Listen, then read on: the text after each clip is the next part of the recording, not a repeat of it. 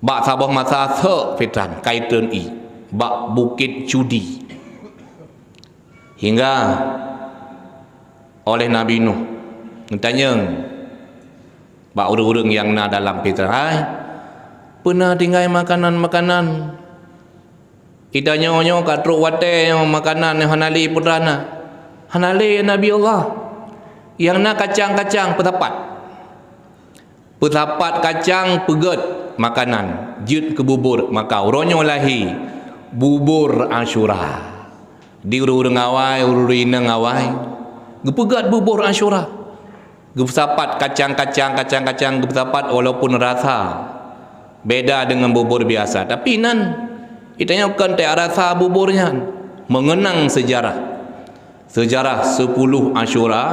sejarah 10 Muharram orang Asyura, se fitan namino dan